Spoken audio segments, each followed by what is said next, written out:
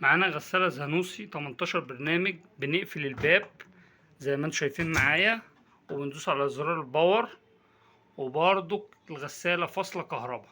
كمل معايا بقية الفيديو وانا هشرح لك ايه المشكلة والحل.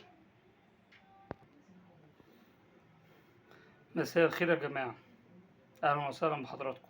معانا غسالة زانوسي 18 برنامج فيها مشكلة ان احنا بنبقى مشغلينها، وبرضو موضوع الكهرباء مش واصلة للغسالة. ده بيبقى سبب ان بيبقى فيه لوك هنا بيبقى راكب في الباب داخلي، بيمسك في اللسان ده وبعد كده بيشغل الغسالة. وانا هوريهولكوا دلوقتي عملي. ده اللوك اللي انا بتكلم عليه، مفروض بيمسك في الجزء ده، وبعد كده مع دخول مصدر الكهرباء اللي هي من الثلاث اطراف دولت بيبتدي يتحرك لجوه ويوصل للتايمر كهرباء عشان يكمل البرنامج. ده بيبقى 90% من اعطال الغسالة، لان هو سبب ضعفه ان اللسان ده لو مكسور او الاكرة فيها مشكلة ما بياخدش معانا السحبة للاخر.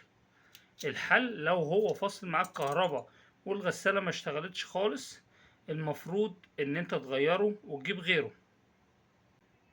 طب امتى اعرف ان هو بايظ وعاوز يتغير؟ لما تقفل الباب كذا مرة وتلاقي لمبة البيان اللي هي دي ما بتشتغلش معاك. ده بالطبيعي ان هو المشكلة الاساسية اللي هي بتبقى السنتر لوك، لان هو دوره مهم جدا. بعد قفل الباب هو بياخد امر الكهرباء، وبعد كده بيوصل للتايمر الاون ان هو يشتغل ويكمل الدايرة الكهربائية اللي هي دخول المية للصمام. لو استفدت من الشرح دوس لايك واشترك في القناة لكي يوصلك كل جديد. ولو حصل معاك نفس العطل في الغسالة فيها مشكلة ان هي فاصلة كهرباء، اكتب لي في التعليقات